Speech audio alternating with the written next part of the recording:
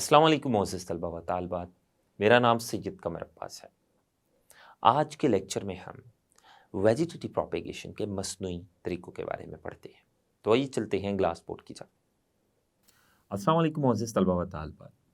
मोअज़्ज़िज़ तलबा व तालिबात, आज हम वेजिटेटिव प्रोपेगेशन के मस्नूई तरीक़ों के बारे में पढ़ने वाले हैं। वेजिटेटिव प्रोपेगेशन के मस्नूई तरीक़े 2 हैं। पहले हम उनके नाम लिख लेते हैं। सबसे पहला तरीका है कलमकारी, या इसको कटिंग भी कहते हैं।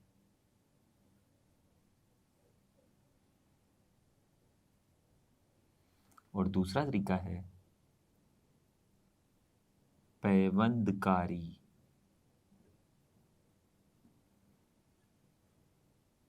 या इसको ग्राफ्टिंग भी कहते हैं। तो कलमकारी यानी कटिंग, पैबंदकारी यानी ग्राफ्टिंग। तो सबसे पहले हम कलमकारी के बारे में पढ़ते हैं।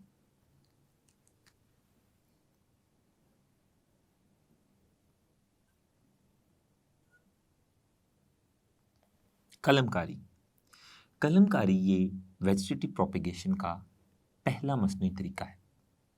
इसमें क्या होता है, इस तरीके में जो आबाई पौधा होता है, उस आबाई पौधे की जड़ या तने से कलम ली जाती है। कलम कहते हैं जड़ या तने का कटा हुआ हिस्सा। जड़ या तने के एक छोटे से हिस्से को काट लिया जाता है, तो वो जो जड़ और तने का कटा हुआ हिस्सा होता है उसको कलम कहते हैं।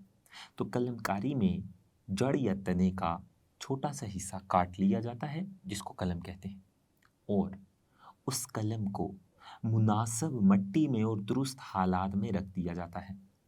जब उस कलम को, उस जड़ या तने के कटे हुए हिस्से को मट्टी में रख दिया जाता है और उस मट्टी में मुनासिब केमिकल्स भी मौजूद होते हैं जो उस कलम के लिए बहुत ज़रूरी होते हैं, तो वो कलम, वो कटा हुआ हिस्सा मुनासिब मट्टी और मुनासिब हालात में नशनुमा करता है और उससे जड़ें भी निकलती हैं और शूट्स भी ऊपर की जानिब निकलती हैं और उससे नया पौधा बन जाता है। तो ये वाला तरीका कलमकारी कहलाता है। तो कलमकारी क्या है, इस तरीके में आबाई पौधे से कलमें ली जाती हैं। कलमें क्या हैं? कलमें ये जड़ या तने के कटे हुए हिस्से होते हैं। हम एक डायग्राम के ज़रिए इसकी वजाहत करते हैं।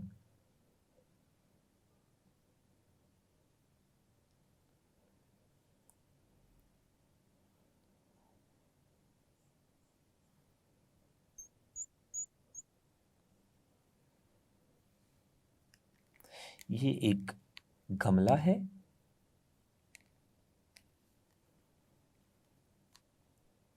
और ये इसमें मट्टी पड़ी हुई है। हम क्या करते हैं, किसी पौधे की कलम लेते हैं उसके जड़ या उसके तने से, यानी उसके जड़ या तने के एक छोटे से हिस्से को काटते हैं। ये पौधा है, ये पौधे की नीचे जड़ें हैं और ये ऊपर तना है और ये तने की शाखें हैं जिस पे पत्ते लगे हुए हैं।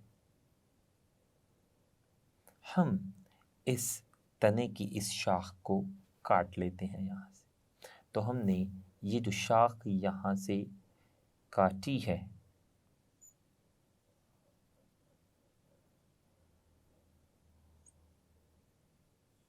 इसको हम कलम कहेंगे। तो इस कलम को हम, इस शाख को हम इस गमले में मौजूद मट्टी में अगर लगा दें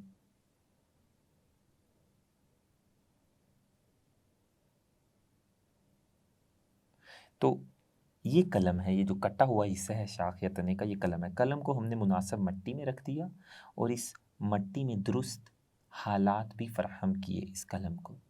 इसे रोशनी भी दी, पानी भी दिया और तमाम ग़ज़ाई मादे भी इस मट्टी के अंदर उसे फराहम किए। तो ये कलम नशनुमा करेगी और इस कलम से नीचे की जानिब जड़ें बनेगी और ऊपर से शूट बनेगी और इस शूट से फिर मज़ीद शाखें निकलेंगी और उन पर पत्ते लगेंगे और ये नया पौधा बन जाएगा। नए पौधे में नमू पा जाएगी ये कलम। तो इस कलम के नीचे से जड़ें निकली, ऊपर से शूट निकली, शूट से पूरा पौधा बन गया। तो एक कलम से पूरा पौधा बन जाना ये कलमकारी कहलाता है। तो कलमकारी के दौरान कलम ली जाती है, जड़ या तने की छोटे से हिस्से को काटा जाता है, उसे मुनासिब मट्टी में लगाया जाता है और मुनासिब मट्टी के साथ साथ उसको दुरुस्त हालात भी दिए जाते हैं, पानी, ग़िज़ाई मादे और रोशनी वगैरह, और उस कलम से नया पौधा बन जाता है। नीचे से जड़ें निकल आती है और ऊपर से शूट, और शूट वो पौधे में तब्दील हो जाती है। और ये जो नया पौधा बनेगा ये बिल्कुल मुशाबे होगा उस पौधे के जिससे कलम ली जाती है, क्योंकि कलमकारी के तरीक़ा से जो नए पौधे बनते हैं वो मुशाबे होते हैं उन पौधों से जिनसे कलमें ली जाती हैं। और एक और बात जो आपने याद रखनी है, कलम में मेरिस्टेमेटिक हिस्सा होना बहुत ज़रूरी है। वो जो हिस्सा छोटा सा तने या जड़ से काटा जाता है उसमें मेरिस्टेमेटिक हिस्से का होना बहुत ज़रूरी है, क्योंकि मेरिस्टेमेटिक हिस्से में ही कलम की नशनुमा करवानी होती है और उस कलम को नए पौधे में तब्दील करना होता है। मेरिस्टेमेटिक हिस्सा ऐसा हिस्सा होता है जिसके सेल्स तकसीम होकर नए सेल्स पैदा करते हैं। तो कलम में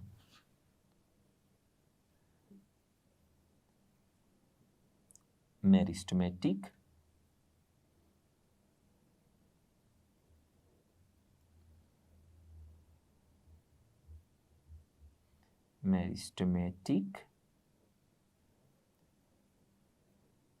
हिस्से का होना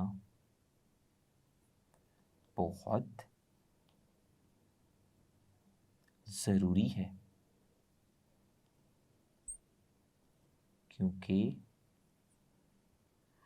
वही हिस्सा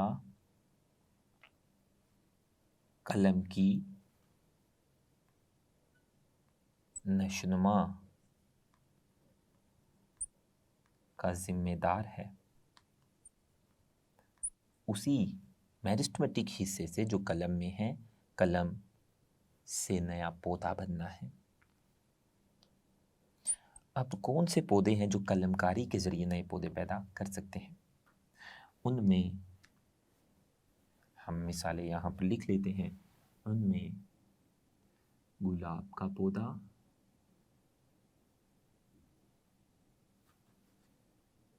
इसके अलावा अंगूरों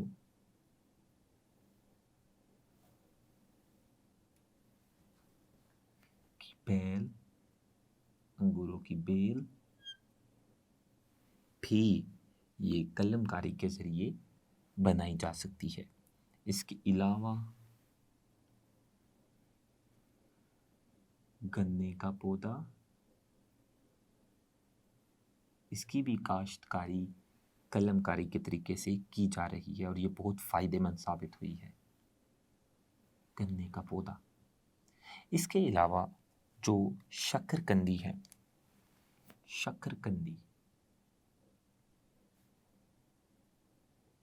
शकरकंदी जो कि एक फूली हुई जड़ है, ये फूली हुई जड़ है। इसको किसान गीली मिट्टी में रखते हैं। जब गीली मिट्टी में इस फूली हुई जड़ को रखते हैं तो इससे बहुत छोटे छोटे पौधे निकल आते हैं। तो वो जो छोटे छोटे पौधे गीली मिट्टी में रखे हुई फूली हुई जड़ शकरकंदी से निकलते हैं, उन छोटे छोटे पौधों को अलहदा करके उनको अलग अलग बो दिया जाता है और उनसे शकरकंदी के नए पौधे बन जाते हैं। तो ये हमने कलमकारी का तरीका पढ़ा और कौन से पौधे कलमकारी के ज़रिए नए पौधे पैदा करते हैं वो हमने जाना। अब हम मस्नूई वेजिटेटिव प्रोपेगेशन का एक और तरीका पढ़ेंगे जो कि पैवंदकारी या क्राफ्टिंग है। पैवंदकारी या क्राफ्टिंग।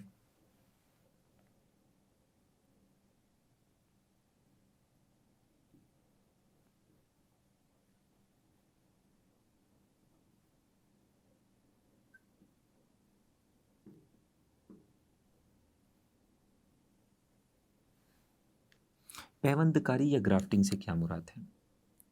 पैवंदकारी या ग्राफ्टिंग से मुराद एक पौधे के तने का छोटा सा हिस्सा काट कर उसको किसी दूसरे पौधे के तने के साथ के जिसकी जड़ें ज़मीन में फैली होती हैं उसके साथ जोड़ देना। जब तने का एक पौधे के तने का कटा हुआ हिस्सा दूसरे पौधे के तने के साथ जोड़ दिया जाएगा, दूसरे पौधे की जड़ें ज़मीन के अंदर फैली होनी चाहिए।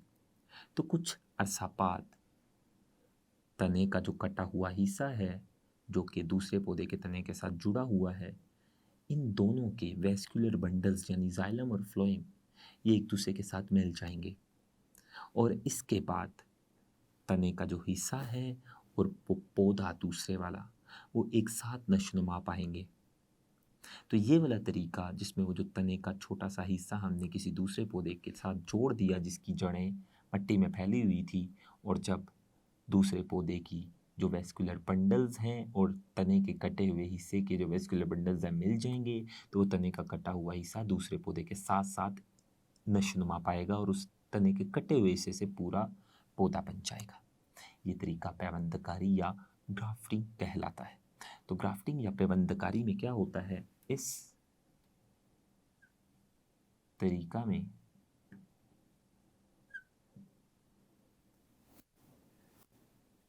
तने का एक पौधे के तने का काटा हुआ हिस्सा किसी दूसरे पौधे के तने के साथ जोड़ दिया जाता है। दूसरे पौधे की जड़ें जमीन में फैली होनी चाहिए।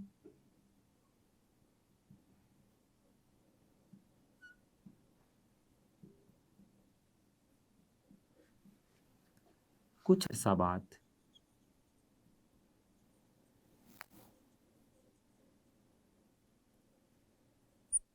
तने के हिस्से और दूसरे पौधे के वेस्कुलर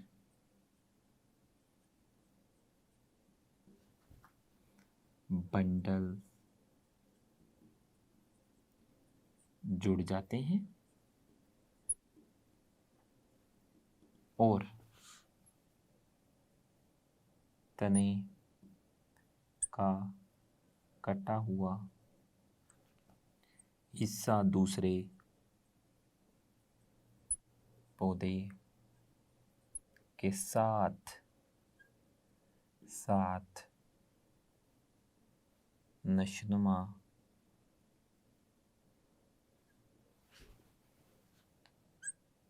पाता है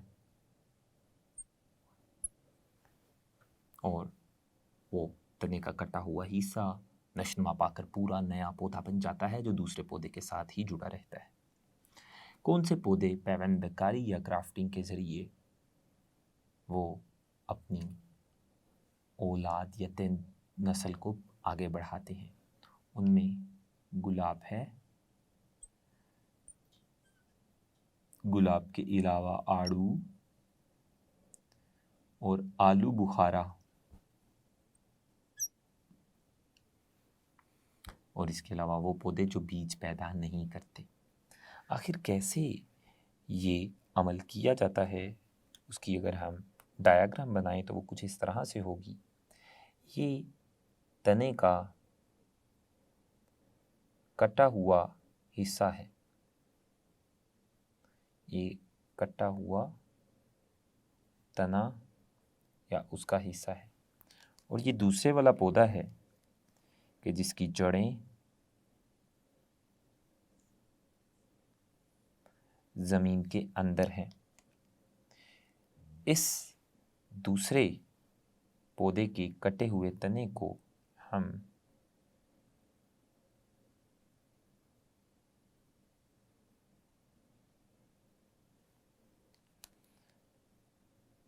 इस पौधे के साथ बांध देते हैं या जोड़ देते हैं किसी भी चीज़ के ज़रिए, रस्सी के ज़रिए भी बांध सकते हैं। जब कुछ देर बाद, कुछ अरसे बाद इस तने के जो वेस्कुलर बंडल हैं वो इस तने के साथ मिल जाएंगे जो कि कटा हुआ किसी और पौधे का है, और इस पौधे की जो जड़ें हैं वो ज़मीन में फैली हुई हैं। तो जब इन दोनों के वेस्कुलर बंडल्स मिल जाएंगे तो फिर ये वाला पौधा भी नशनुमा करेगा, और ये वाला पौधा जो कटा हुआ छोटा सा तने का एक टुकड़ा था ये भी नशनुमा करेगा और ये नए पौधे में तब्दील हो जाएगा। और गुलाब, आड़ू और आलू बुखारा के और वो पौधे कि जिनकी बीज नहीं होते वो पैवंदकारी के ज़रिए अपनी औलाद पैदा करते हैं। इसके अलावा, और ये मस्नूई तरीका है, इसमें इंसानों का बड़ा अहम किरदार है नए पौधे बनाने में, और आमतौर पर किसान या बागबान ये तरीका तब इख्तियार करते हैं जब उन्हें बहुत ज़्यादा तादाद में नए पौधे बनाने होते हैं कम वक्त में, और वो जो नए पौधे बनाने होते हैं वो बिल्कुल मुशाबे होते हैं आबाई जानदारों के जिनसे कलमें ली जाती हैं या टुकड़े लिए जाते हैं। इसके पीछा आईवी भी इसे कहते हैं, ये भी एक ऐसा पौधा है जो कि कलमकारी के ज़रिए अपनी नस्ल को आगे बढ़ाता है। आज के लिए इतना है। तो आज हमने कटिंग के बारे में पढ़ा या कलमकारी के बारे में, और पैवंदकारी यानी क्राफ्टिंग की तफसील जानी, और जाना कि किस तरह से इन दो तरीक़ों के ज़रिए किसान पौधों की फराहमी को बहुत ज़्यादा कर लेते हैं। इंशाल्लाह आने वाले लेक्चर में वेजिटेटिव प्रोपिगेशन के फ़ायदे और नुकसान पढ़ेंगे। अल्लाह हाफ़िज़।